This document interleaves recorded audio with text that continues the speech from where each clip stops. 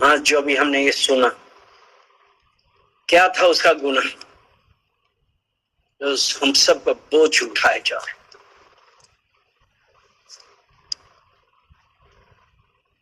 Spiritual reel में देख, अपने आप को जांचिए, महसूस करिए कि वो खुदा यीशु मेरे और आपके बोझ लिए जा रहा है। लहूलुहान है वो,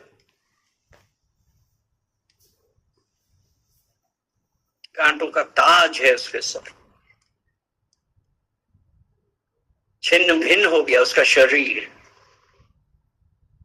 लेकिन जो पिता का प्रेम है कि उसने अपना इकलौता पुत्र आपके मेरे लिए दिया। और आज के दिन वो है जब यीशु बलिदान, ये समय है कि हम उस बात को महसूस करें और देखें, उस दर्द का एहसास करें कि यीशु मसीह ने जो आपके लिए और मेरे लिए अपना उठाया।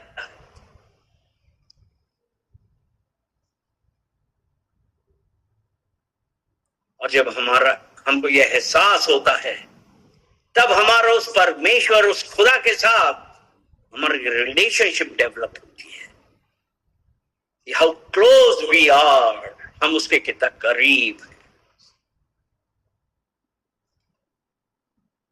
परमेश्वर हर देखने वाले, हर सुनने वाले, हर उपस्थित को पिता परमेश्वर हम आपके सामने लेके आते हैं, प्रार्थना करते हैं पिता परमेश्वर इस लहू बहाया गया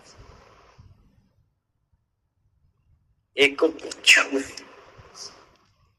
क्योंकि लहू में छुटकारा है, चंगाई है। पिता परमेश्वर हम धन्यवाद देते हैं। इस फेलोशिप, इस मीटिंग को हम आपको कमिट करते हैं यीशु मसीह के नाम से, आमीन। हम सबको पता था कि यीशु मसीह पकड़ाया गया और उसके बाद उसने अपना लहू बहाया, और जो यीशु का लहू है वो बहुत पावरफुल है, शक्तिशाली है। हम में से कितने लोग ये पहचान ही नहीं पाते हैं कि यीशु का लहू हमारे लिए कितना इंपॉर्टेंट है। और वो यीशु का लहू हमारे छुटकारे के लिए, हमारी स्वतंत्रता के लिए बहाया गया, यीशु का लहू। और ये हमको जो छुड़ाया वो क्या था, हमको किस प्रकार से छुड़ाया गया। हमको छुड़ाने के लिए यीशु ने अपना लहू क्रूस पे बहाया, हालेलुया। यानी कि उसके क्रूस पे मृत्यु हुई, क्यों? जिससे हम छुड़ाए जा सकते शैतान के बंधन से। और यीशु का लहू हमको वापस लाया कहां पे, जो प्रथम आदम ने गंवा दिया था, क्योंकि उसने शैतान से हार किया था, शैतान की बात मान के उसने वो फल खाया। और यीशु आज हमको हमारी जो जगह है, ओरिजिनल जगह है, यीशु का लहू हमको आज उधर लेके आया। अगर हम यूहन्ना 10 और उसका 9 वचन पढ़ते हैं तो उसमें ऐसा कहता है, द्वार मैं हूं, यदि कोई मेरा द्वार भीतर प्रवेश करे, द्वार भीतर प्रवेश करे तो उद्धार पाएगा। हाँ। और भीतर बाहर आया जाया करेगा और चारा पाएगा। यानी कि यीशु ने क्या कहा कि द्वार मैं हूं। जब यीशु ने अपना लहू बहा के हमको छुड़ाया, तब वो ये कह रहा है कि द्वार मैं हूं, और जो कोई मेरे द्वारा भीतर प्रवेश करे तो उद्धार पाएगा। तो यीशु के लहू ने जो हमको छुड़ाया और हमारा उद्धार किया। हालेलुया। और वो दरवाजा, वो द्वार क्या है? उसे लिखा ना, भीतर आया जाया करेगा, अर्थात परमेश्वर से मिलने का स्थान, परमेश्वर से मिलने का जगह यीशु मसीह। और यीशु ने आपके मेरे लिए अपना लहू बहाया। उसने यही तो कहा ना, द्वार मैं हूं। यीशु ने कहा द्वार मैं हूं। और हमको पिता के पास जाने के लिए यीशु से ही, यीशु के नाम पे जाना पड़ता। हालेलुया। क्योंकि जो कुछ भी तुम पिता से मेरे नाम से मांगोगे वो तुम्हारे लिए हो जाएगा। हालेलुया। अगर हम पहला पत्रस 1 अध्याय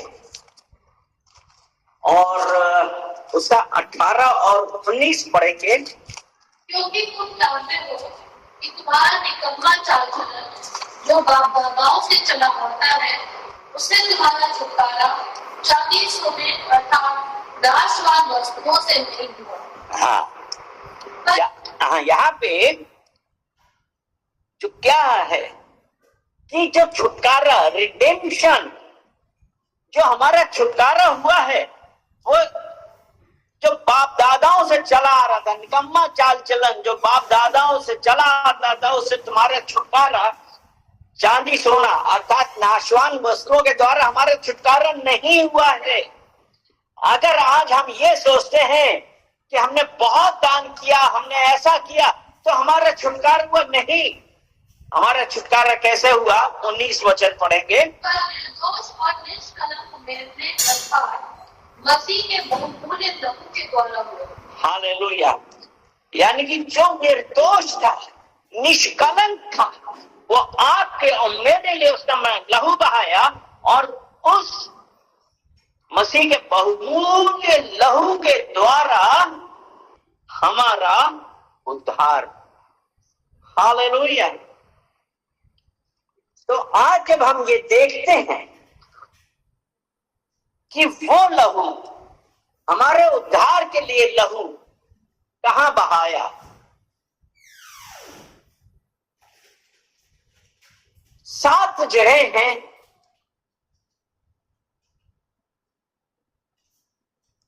7 जगह जहां पे यीशु मसीह ने अपना लहू बहा के हमारी स्वतंत्रता वापस ली, हमको शैतान की चाल से मुक्त किया, छुड़ाया। अगर हम, पहला है इच्छा शक्ति, विल पावर। उत्पत्ति 3 अध्याय 16 और 17 हम देखते हैं।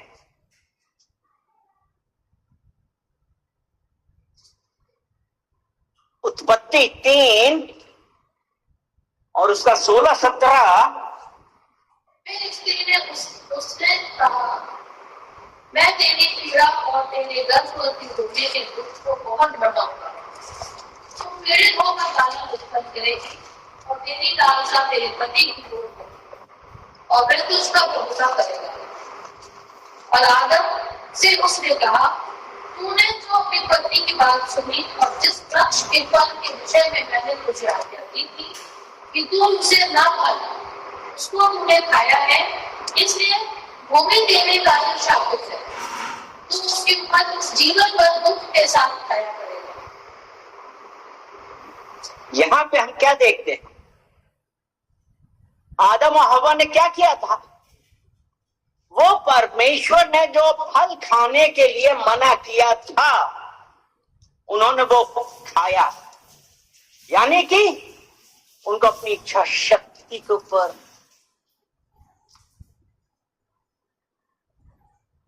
उन्होंने वो स्वतंत्रता खो दी। और वो क्या था? परमेश्वर ये चाहता था कि हम पर, क्या चाहता था कि मनुष्य पिता की इच्छा शक्ति के अनुसार चले, लेकिन हमने शैतान की बात मान के वो खो दिया। उसके बाद क्या हुआ? हमने पहली जगह आदम और हव्वा की वजह से अपनी स्वतंत्रता खोई। मत्ती 26:30 से 44 तक है, लेकिन मैं मेन पॉइंट बता देता हूं। 36 वचन कहता है, तब यीशु ने अपने चेलों के साथ गतसमनी नामक एक स्थान में आया और अपने चेलों से कहने लगा, यही बैठे रहना जब तक मैं वहां जाकर प्रार्थना करूं। यहाँ पे यीशु ने क्या किया? गतसमनी नामक स्थान पे आया, चेलों से कहा यहीं बैठे रहना जब तक मैं वहां जाकर प्रार्थना करूं। यानी कि परमेश्वर हमारा जो इच्छा शक्ति खत्म हो गई थी, उसके लिए वो गया था प्रार्थना करने, क्योंकि उसको पता था, उसको पूरी तरीके से पता था कि वो जा रहा है हमारी इच्छा शक्ति को वापस लेने, जो हमने शैतान के बहकावे में आके मैंने खो दी थी। और इसी में जब हम आगे पढ़ते हैं 42 में है, उसने कहा ना, मेरी नहीं परंतु तेरी ही इच्छा पूरी हो। यहां पे लूका में भी उसने यही कहा और मत्ती में भी यही कहा, मेरी नहीं वरन तेरी इच्छा।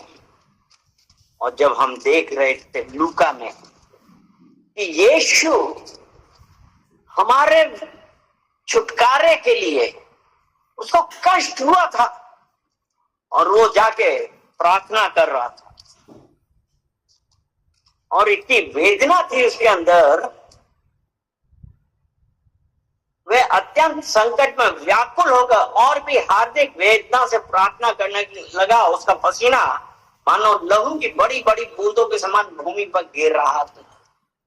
गतसमनी में यीशु ने, वो पहली जगह थी जहां उसने आपके और हमारे लिए अपना लहू बहाया कि हमारी इच्छा शक्ति जो हमने उस शैतान को खो दी थी, वो हम वापस दोबारा पा सकें, क्योंकि हमने शैतान की बात मानी थी। वो फल जो मना किया था वो खाया। यीशु तीव्र वेदना, और डॉक्टर्स भी बताते हैं कि जब तीव्र भय और वेदना एग्नी होती है तो उससे क्या होता है, तो जो हमारे ब्लड वेसल्स होती हैं वो फट जाती और बस खून बहने लगता है। और यहाँ पे यही है ना, हार्दिक वेदना से प्रार्थना करने लगा, उसका पसीना मानो लहू की बड़ी बड़ी बूंदों के समान भूमि पर गिर पड़ा।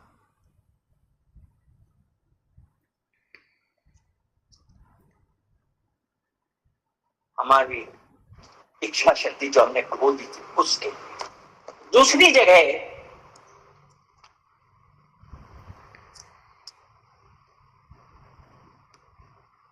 जब हमको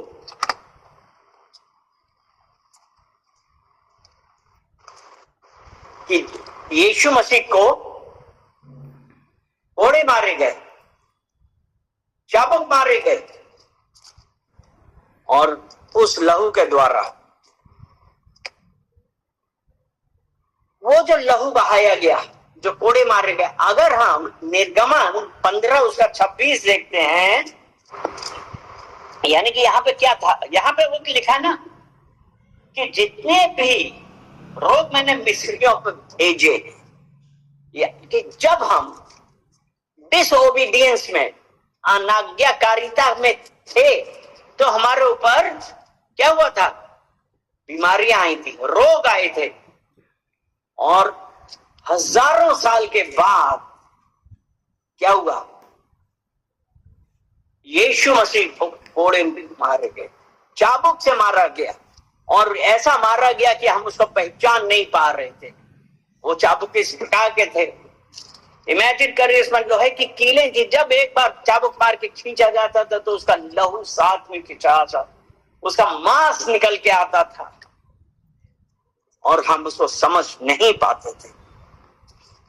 और हमारी अनाज्ञाकारिता के कारण परमेश्वर हमको उससे छुड़ाना, उसने हमको छुड़ाया।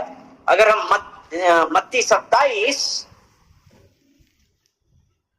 और उसका 26 वचन देखते हैं, यानी कि हजारों साल के बाद यहां पे क्या था, बरअब्बा को उनके लिए यीशु को कोड़े लगवाकर, यीशु को कोड़े लगवा कर क्रूस पर चढ़ाया जाए।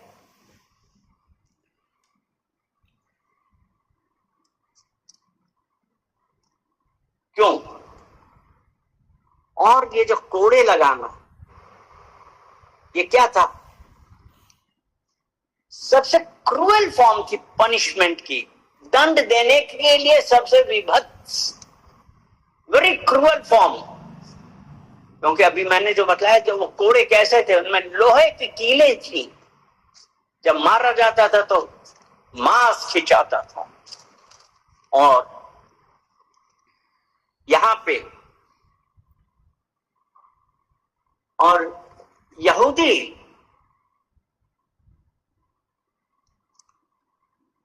यहूदियों में इस टाइप का दंड दिया जाता था,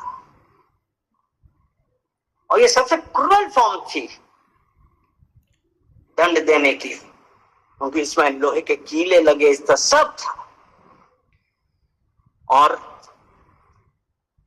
यहूदियों के अनुसार किसी एक को मैक्सिमम 40 कोड़े मारे जा सकते थे, मैक्सिमम, क्योंकि उससे पहले वो मर जाते थे।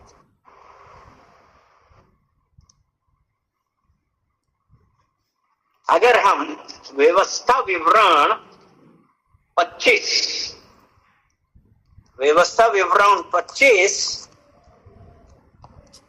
और उसका 3 पढ़ें,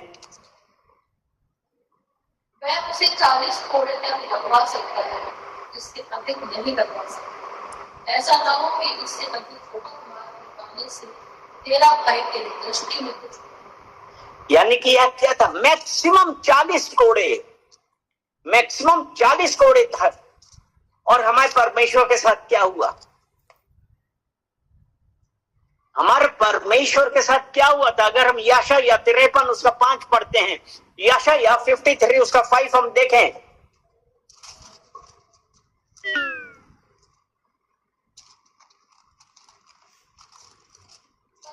हमारे अपराधों के कारण घायल किया गया, वह हमारे अंदर के कामों के कारण फिसला गया, हमारी ही शांति के लिए उस पर ताड़ना पड़ी कि उसके कोड़े खाने से हम चंगे। यानी कि वो यीशु मसीह हमारे लिए उसने ताड़ना पड़ी, उसके कोड़े खाने से हम चंगे हो गए। और यीशु मसीह को 39 कोड़े मारे गए। और डॉक्टरों के अनुसार किसी भी बीमारी के 39 रूट कॉज हैं। बीमारी के 39 रूट कॉज हैं जिनसे सब बीमारियां होती हैं। और यीशु को कितने पड़े थे? 39। हर एक कोड़ा एक कॉज था।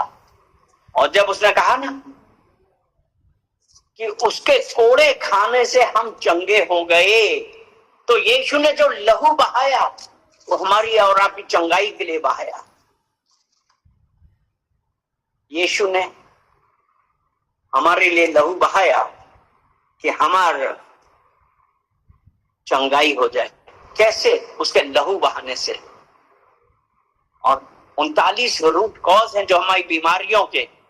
तो और जब अभी हमने एक्सोडस में निर्गमन 15 के 26 में पढ़ा ना, जितने भी रोग मैंने मिस्रियों को दिए उसमें से एक भी तुम्हें ना दूंगा, क्योंकि मैं तुम्हारा चंगा करने वाला परमेश्वर हूं। उसने हमको छुड़ाया और उसके कोड़े खाने से हम चंगे हो गए। हालेलुया। तीसरी जगह जहां उसने उसका खून बहा, उसका लहू बहा, और वो था कि यीशु मसीह को जब कांटों का ताज पहनाया गया।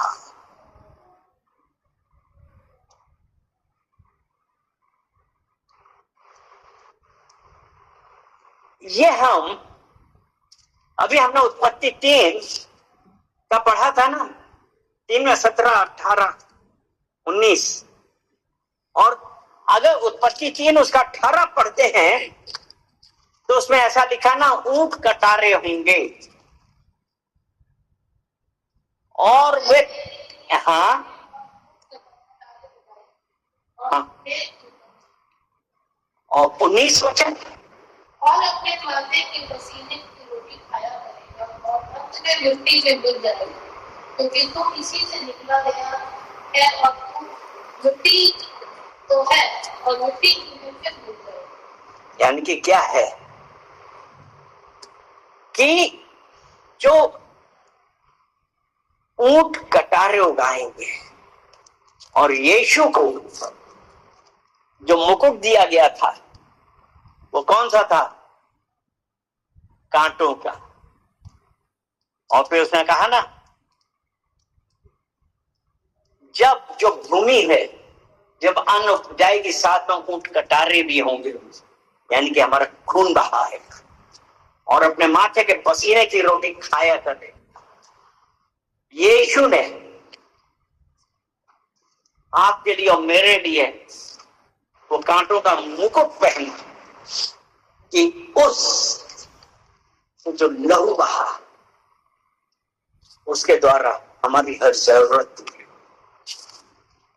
कि हम जो भी कार्य कर रहे हैं, आज हम कितना खून पसीना बहा के करते हैं, तो हमारे छुटकारे के लिए।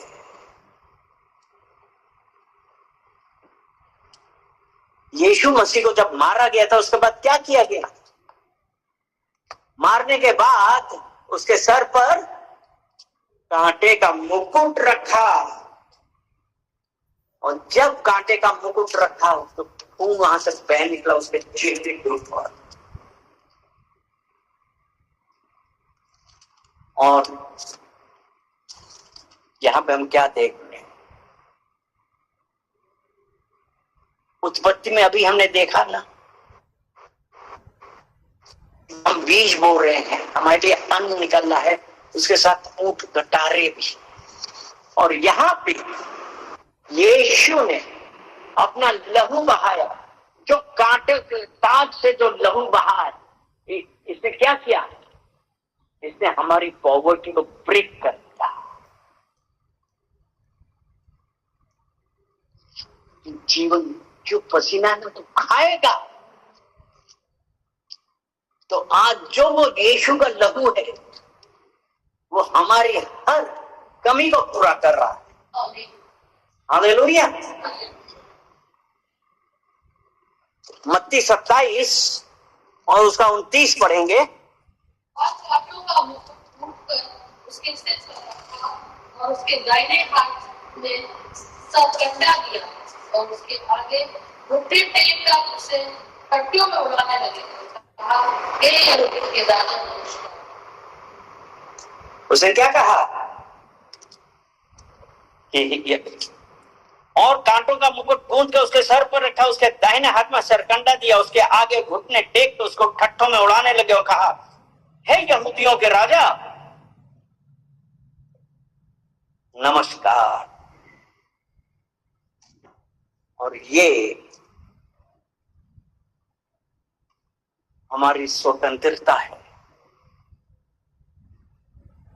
हमारा छुटकारा है। यानी आप हम कैसे चलेंगे? विल वॉक इन अबंडेंस, हम भरपूरी में चलेंगे। यीशु ने लहू बहाया।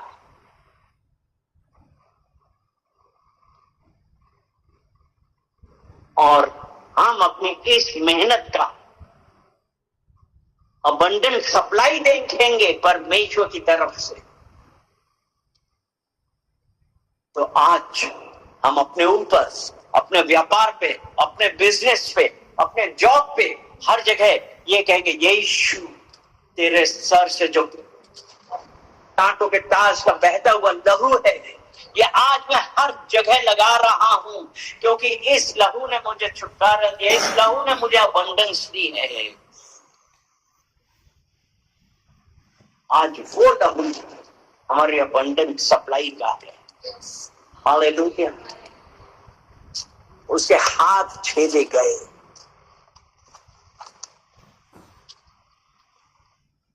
उसके हाथ छेदे गए।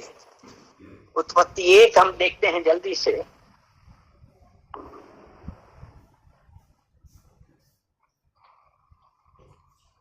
और उसका 26 से 28 तक में हमें क्या देखते हैं?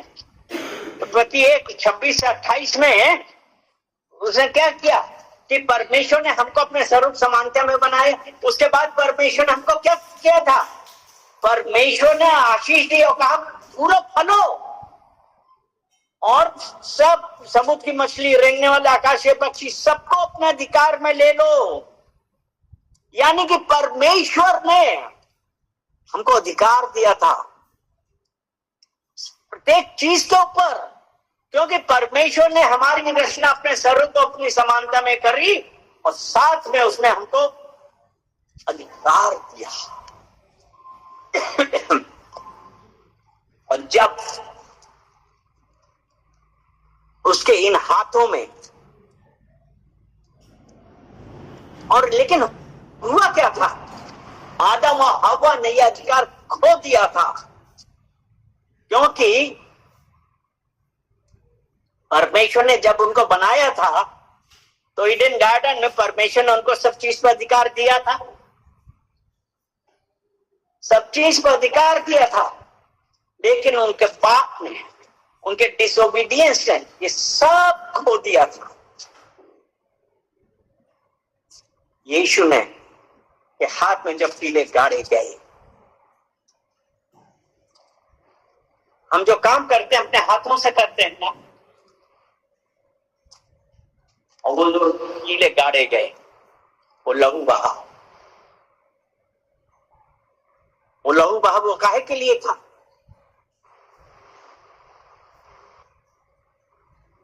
जब यीशु क्रूस पे ऐसे था, वो लहू बहा बह के जब क्रूस पे आ रहा था, उसके बाद हमारे जो ऊपर आया, तो इन लहू भरे हाथों से जो कुछ शैतान ने छीना है, आज हम उसको दोबारा अपने हाथ में ले सकते हैं, क्योंकि उसने हमको अथॉरिटी दी, जो अभी हमने उत्पत्ति 1 के 26 और 27 और 28 में पढ़ा कि जाके अधिकार रखो। और इस लहू भरे हुए हाथों से हम हर वो चीज जो परमेश्वर ने हमको दी है, हम उसको ले सकते हैं वापस। आज परमेश्वर ने आज हमको बिजनेस दिया, आज हमको जॉब दी, हमको गाड़ी दी, हमको जो कुछ दिया, आज हमको क्या करना? हाथ रख के कहना, ये यीशु के लहू भरा हुआ हाथ मैं अपने इस व्यापार पे रख रहा हूं, अपने इस जॉब पे रख रहा हूं, अपनी सामान पे रख रहा हूं, मैं इस पे रख रहा हूं। शैतान तेरे पर कोई अधिकार नहीं, तो हार गया है। अपने परिवार के ऊपर रखिए, अपने कलीसिया के ऊपर रखिए, अपने बिजनेस के ऊपर रखिए, और जहां जहां आप ये अपना लहू भरा हुआ हाथ रखेंगे, यू विल प्रॉस्पर। हालेलुया। आज वो लहू आज आपसे यही कह रहा है, जब उसने व्यवस्था विवरण में भी यही कहा था ना 28 में, कि तेरे हाथों का काम आशीष। और आज यीशु का लहू भरा हुआ हाथ, हम जब जाएंगे अपने व्यापार के ऊपर हाथ रखेंगे और ये कहेंगे, यीशु ये तेरा लहू भरा हाथ आज मैं अपने व्यापार के ऊपर, अपने जॉब के ऊपर, अपने परिवार की फोटो के ऊपर रखिए। परिवार के साथ एक दूसरे का हाथ पकड़ के कहिए कि ये मेरा परिवार आपका है, जो शैतान ने छीना है वो आज यीशु ने अपना लहू बहा के हम सबको वापस कर दिया। उसके पैर छेदे गए थे 5वीं जगह। व्यवस्था विवरण 28 और उसका 13 पढ़ेंगे।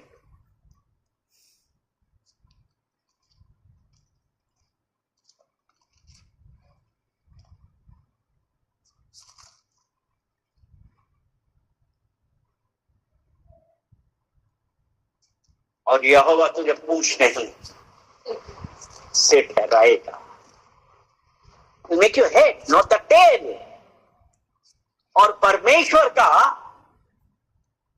अपने लोगों के साथ, इजराइलियों के साथ ये प्रॉमिस। लेकिन हमने क्या किया था? हमने डिसओबीडियंस की वजह से उसको खो दिया।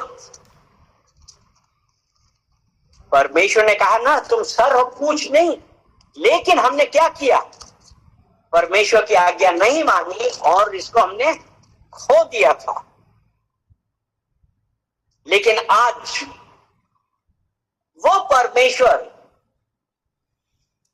जिसके पैरों में कीले ठोके गए, वो लहू बह रहा है। अगर हम व्यवस्था विवरण 11 उसका 24 पढ़ें,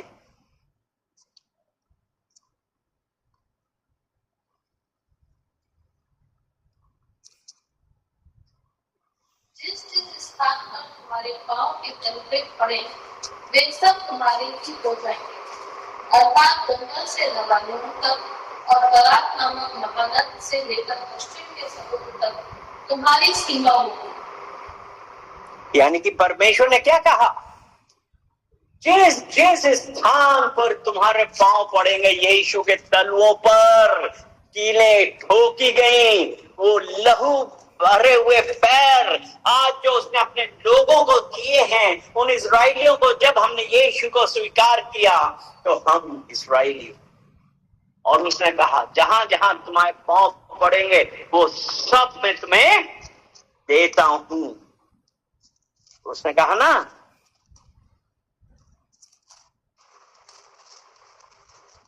कि जिस जिस स्थान पर तुम्हारे पांव के तलवे पड़े वे सब तुम्हारे ही हो जाएंगे, जंगल से लबनोन तक और बरात नामक महानद से लेकर पश्चिम के समुद्र तक तुम्हारी सीमा होगी।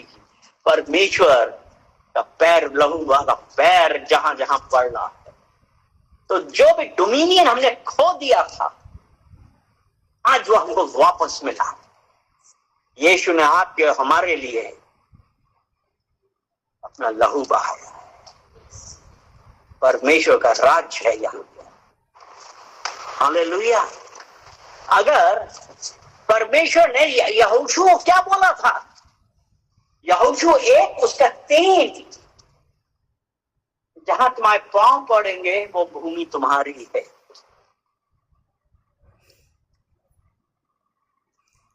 यहोशू 1 उसका 3, जहां जहां तुम पांव रखोगे वो जगह मैं तुम्हें देता हूं। उस वचन के अनुसार जो मैंने मूसा से कहा था, अर्थात जिस जिस स्थान पर तुम पांव धरोगे वह सब मैं तुम्हें दे देता हूं। जिस जिस स्थान पर तुम पांव धरोगे वो सब मैं तुम्हें दे देता हूं। अभी समय है आप हर टेरिटरी को स्टार्ट क्लेमिंग। जो शत्रु ने, जो शैतान ने चुरा ली है, आप क्लेम करना चालू करिए। जो फाइनेंशियली दबा लिया है लोगों ने, जो बिजनेस में, नौकरी में या किसी प्रकार से, जो परिवार से जो भी दबाया है, ये बहुत नहीं चाहता है, तो आज आप क्लेम करना चालू करिए। क्योंकि यीशु का पांव जिससे वो लहू बह रहा है वो किसके लिए? आपके और हमारे छुटकारे के लिए है। कि what you have lost start claiming it. जो जो आपने लूज किया है, जो जो आपने खोया है, स्टार्ट क्लेमिंग इट। क्योंकि जिस प्रकार यहोशू ने क्या किया था? Be strong and courageous.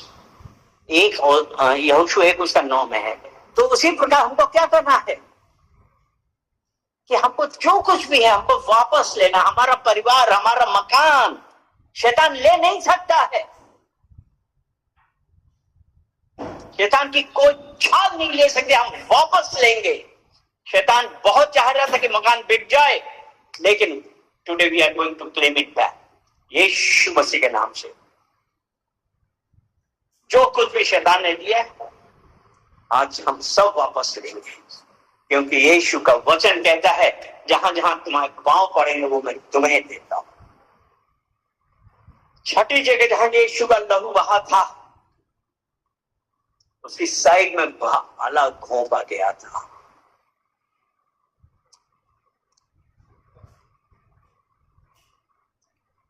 परिस्थितियों ने हमारा दिल तोड़ा, हमको लॉस दिया। और जब शैतान ने यीशु के आके भाला भोंका तो क्या हुआ? पानी और खून आया, क्योंकि यीशु को पता था कि जब हम दुखी होते हैं, हमारे दिल में चोट पड़ती है, योर ब्रोकन हार्ट। क्या किया हमने? लॉस्ट, हमने जितनी भी आशा थी, वी हैव लॉस्ट होप। लेकिन यीशु ने क्या किया? यीशु को उसके शिष्य ने धोखा दिया। यहूदा इस्करियोत, उसने धोखा दिया। यीशु आज से 2 दिन पहले हुसाना हुसाना करके जा रहे थे, और आज ये कह रहे हैं इसको सूली पे चढ़ा दो।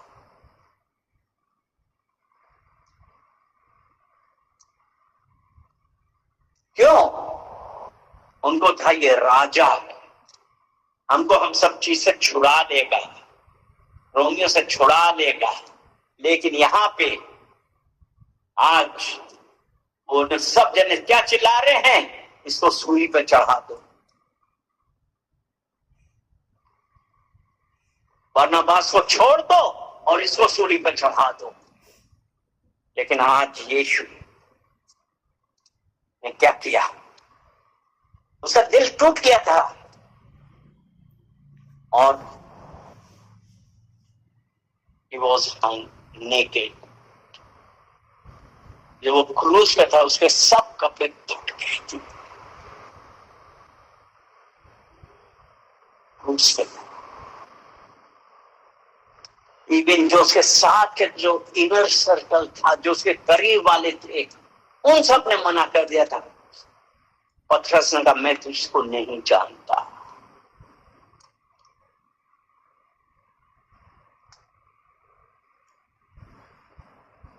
आज हम लोगों में से कितने लोगों का हृदय टूटता है, हमको चोट लगती है। मरकुस 15 उसका 34 वचन पढ़ेंगे। हमारे पहले यीशु ने बड़े शब्द से पुकार कर कहा इलोई इलोई लमा शक्कनी, जिसका अर्थ है हे मेरे परमेश्वर, हे मेरे परमेश्वर तूने मुझे क्यों छोड़ दिया।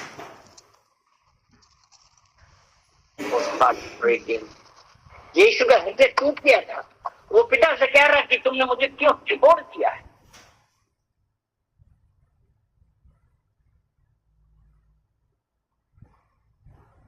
सब दिल टूट गया था, पीड़ा वेदना थी उसको,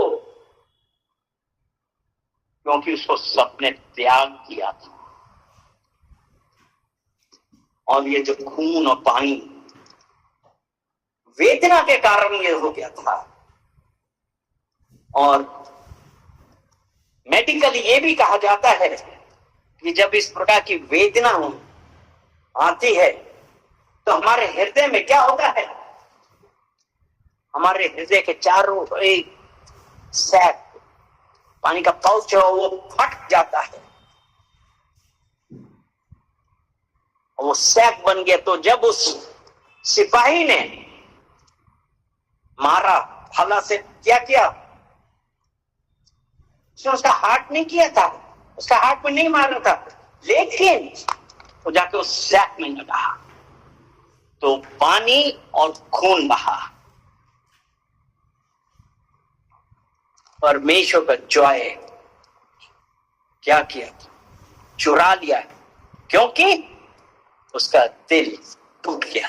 His heart was broken. लेकिन यीशु ने क्या किया था? Forgiveness, क्षमा,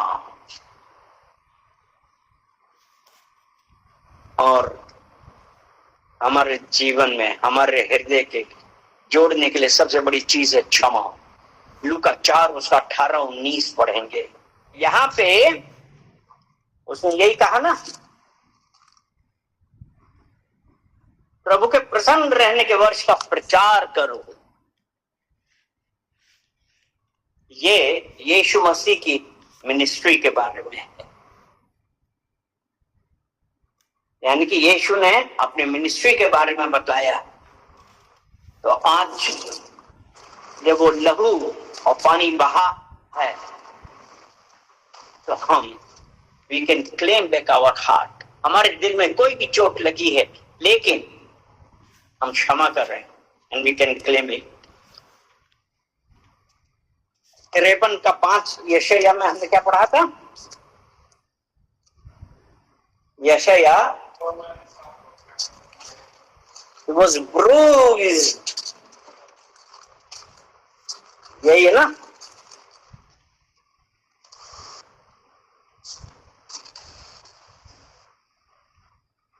हमारे अपराधों के कारण घायल किया गया, हमारे अधर्म के कारण, कामों के कारण कुचला गया। ठीक है? He was bruised, यानी कि घायल किया गया, अधर्म के कारण कुचला गया। यानी कि जो हमारे इमोशंस थे, हमारी भावनाओं के ऊपर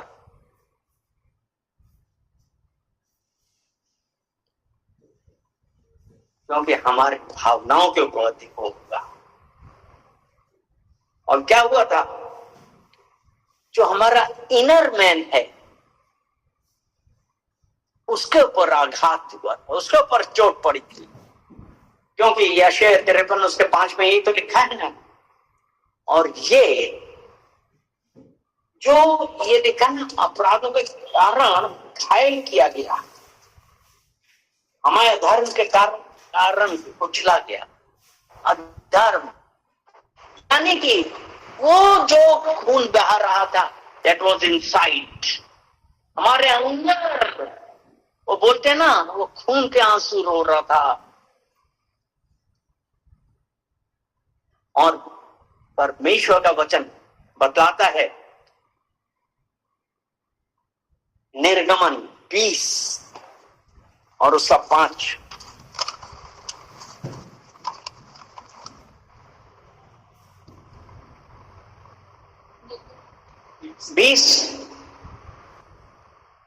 और उसका 5।